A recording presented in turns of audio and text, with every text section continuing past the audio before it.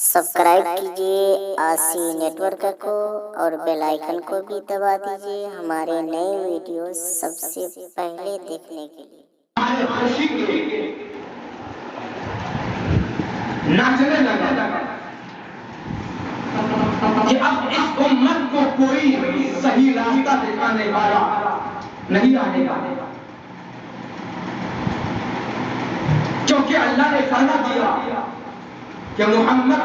صلی اللہ علیہ وسلم یہ آخری نبی ہے۔ شیطان خوشی سے ناچنے لگا، شیطان یہ سوچ رہا ہے کہ حضرت آدم علیہ السلام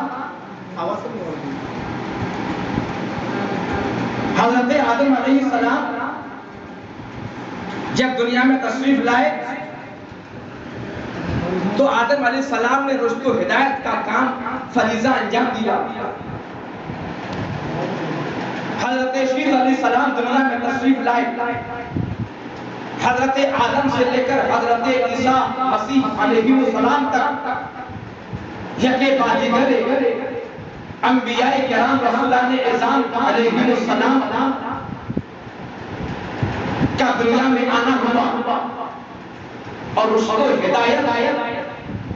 کا فریضہ انجام دیا جانے لگا۔ اب شیطان سوچ رہا ہے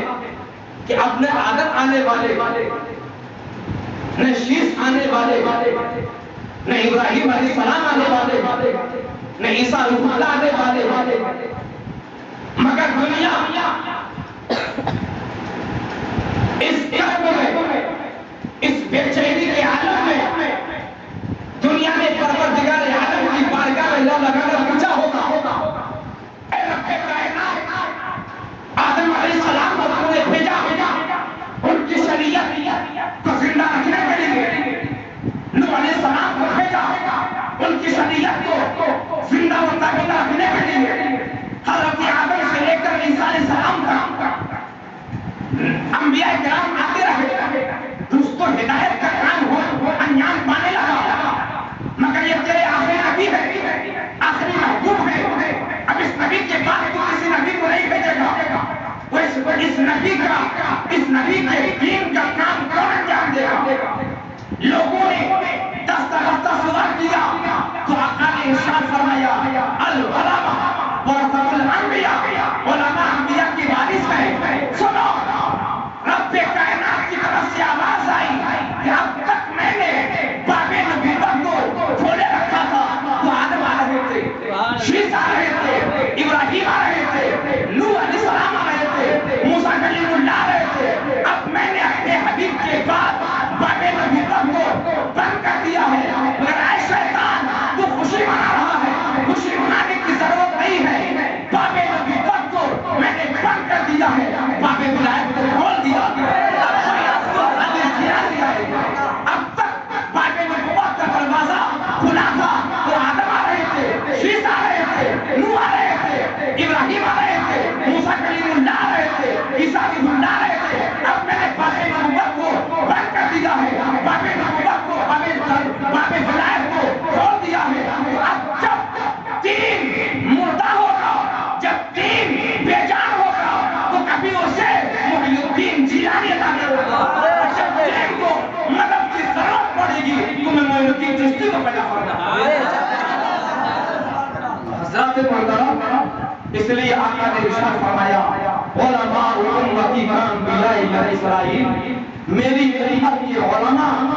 بنی اسرائیل کے انبیاء کی طرح ہے، یعنی جو کام انبیاء کرام علیہ السلام کیا کرتے تھے وہ کام میری امت کے علماء کریں گے۔ آج کی یہ نقل جس ذات کی طرف منسوب ہے، سرکار خواجہ غریب نواز رضی اللہ تعالیٰ عنہ، وہ ایسی بارگاہ ہے کہ جہاں جو جس مقصد کے ساتھ حاضر ہوتا ہے، میرا خواجہ ایسا راجہ ہے کہ اس یہاں فرما دیتا ہے، اور میرے خواجہ غریب نواز رضی اللہ تعالیٰ عنہ کی مقبولیت صرف ہندوستان میں نہیں ہے، صرف پاکستان میں نہیں ہے،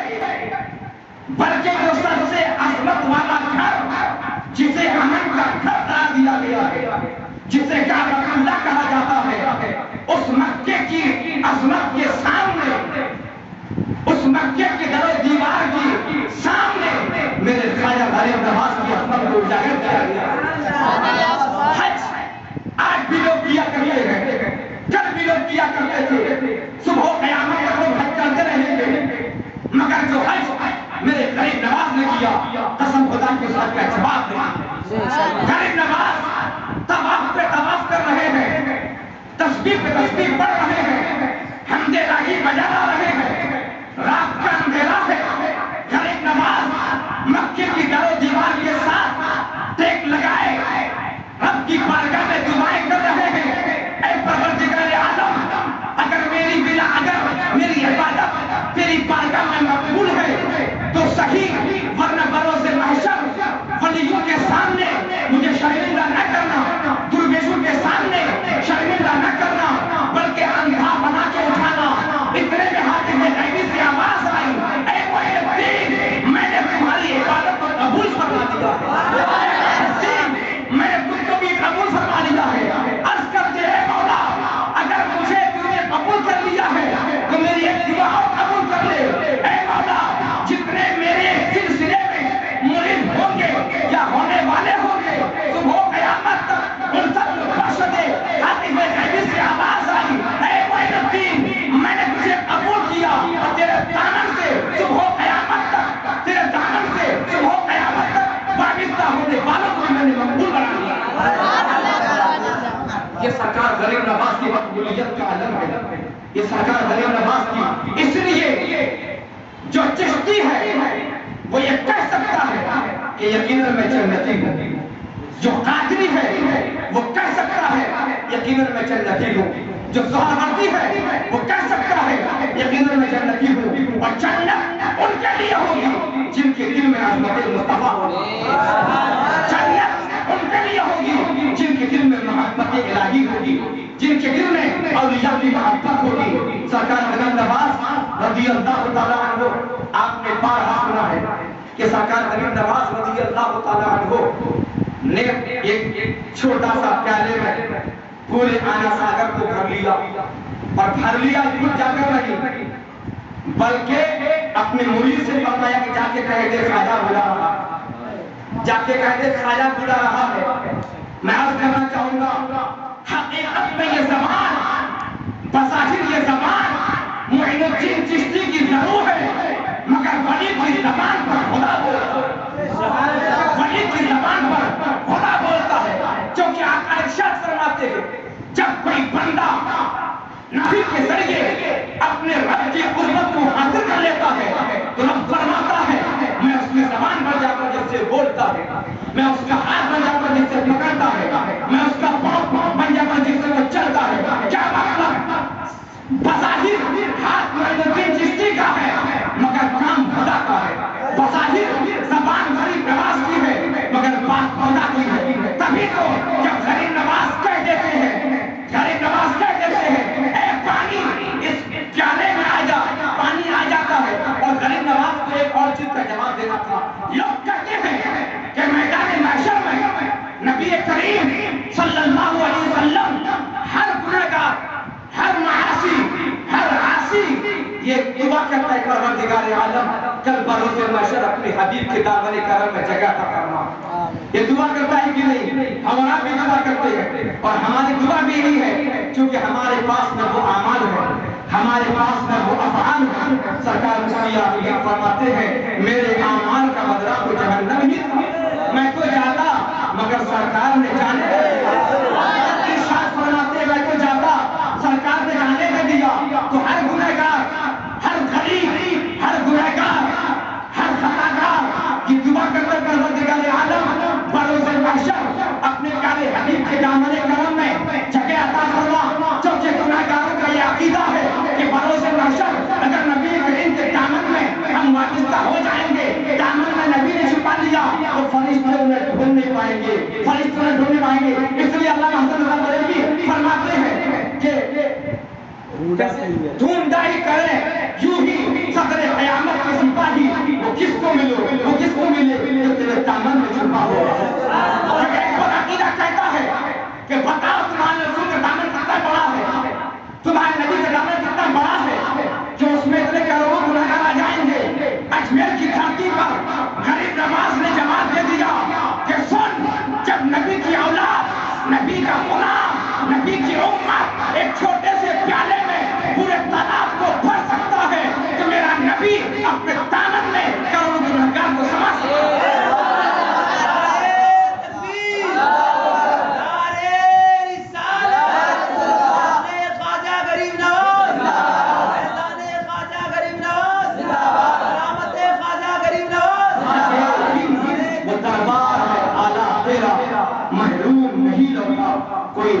یہ برداشت تیرا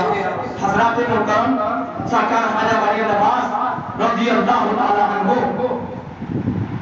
آپ کے مرید و خلیفہ سرکار خواجہ عبدالدین بختیار کاکی رحمۃ اللہ تعالیٰ علیہ وہ کاکی جن کو دلی کو پا گیا آج دلی میں ظلم و بربریت کا ننگا ناچ کھیلا جا رہا ہے مگر یاد رکھنا غریب نواز جب تک ہندوستان میں ہے کوئی مائی کا لال کسی مسلمان کا پار دیکھا نہیں کر سکتا وقتی طور پر مصیبت آ سکتی ہے وقتی طور پر ہم نقصانات کے راستے سے گزر سکتے ہیں مگر حقیقی کامیابی ان کے لیے یہ سوچا مومن ہوگا غریب نواز رحمۃ اللہ تعالیٰ علیہ آپ کے مرید و خلیفہ جناب خواجہ عبدالدین بختیار کاکی رحمۃ اللہ تعالیٰ علیہ دہلی کی سرزمین میں ہے اور حسد ایک ایسی چیز ہے حسد بغض جب آدمی حسد کی آگ میں جلتا ہے تو پھر کچھ بھی کر گزر جاتا ہے جائز ہو یا ناجائز ہو وہ کچھ بھی کرنے کو تیار ہو جاتا ہے لوگوں نے دیکھا کہ ان کے آنے سے ان کی عزت و عظمت سب پر ظاہر ہے سب لوگ ان کا ہاتھ چومتے ہیں سب لوگ ان کے سامنے نذرانے پیش کرتے ہیں یہاں تک کہ بادشاہ شمس الدین التمش بھی ان کا مرید ہے ان کا غلام ہے ان کی عظمت کو ان کی عزت کو اچھالا جائے مگر ان کی عزت کو کیسے نیچا دیکھا جائے گا لوگوں نے ترکیب سوچی ایک عورت کو فاحشہ عورت تھی فاحشہ اس عورت سے کہا کہ سنو تمہارے پیٹ میں جو بچہ ہے تم یہ الزام لگا دینا کہ یہ بچہ میرے پیٹ میں ہے اس کا باپ کوئی اور نہیں عبدالدین بختیار کاکی ہے معاذ اللہ اللہ کے نیک بندوں پر بھی کبھی کبھی انگوش نمائی ہوتی ہے چنانچہ بادشاہ شمس الدین التمش کے بڑے دربار میں عورت آئی چلاتی ہوئی روتی ہوئی اور لوگوں کے سامنے کا بادشاہ میں ایک ایسی بات کرنا چاہوں گی کہ آپ کے کان سن نہیں سکتے اور ہندوستان میں کیسا انصاف تھا جب اسلامی حکومت تھی کیسا انصاف تھا اسلام کا اور آج بھی اگر اسلام کے نظام کو پوری دنیا میں قائم کر دیا جائے تو قسم خدا کی میں درجے کی چوٹ پہ کہتا ہوں کہ ہندوستان ہی نہیں بلکہ دنیا سے بربریت کا خاتمہ ہو جائے گا سرکار عبدالدین بختیار کاکی رحمۃ اللہ علیہ بیٹھے ہیں بادشاہ شمس الدین التمش بھی بیٹھے ہیں لوگ دور دراز سے سفر کر کے آئے ہیں اور یہ الزام لگایا جا رہا ہے بڑے دربار میں اب بتائیے آج کے جو کوئی پیر صاحب کوئی مرشد صاحب آپ جن کے ہاتھ اور پاؤں چھوتے ہیں آپ جن سے محبت کرتے ہیں عقیدت کرتے ہیں اگر آپ کے سامنے آپ کے پیر کے بارے میں لفظ بھی کہہ دیا جائے آپ کو برداشت نہیں ہوگا آپ کے باپ کے بارے میں کہہ دیا جائے برداشت نہیں ہوگا آپ کے استاد کے بارے میں کہہ دیا جائے آپ کو برداشت نہیں ہوگا ملک کا بادشاہ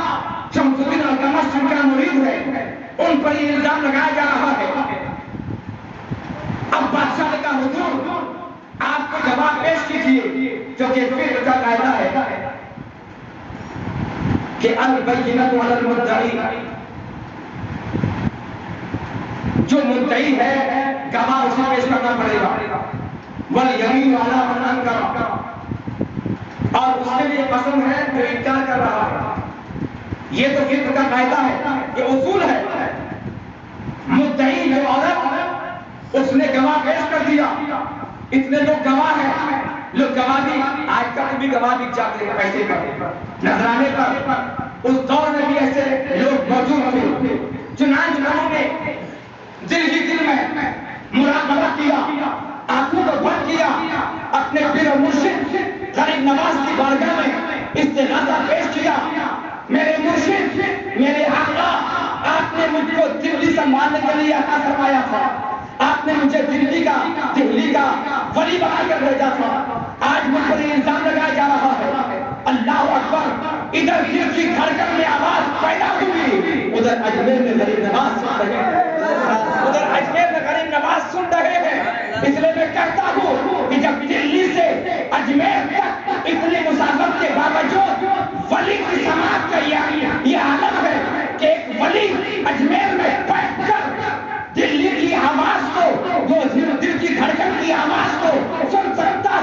میرا نبی مدینے میں رہ کر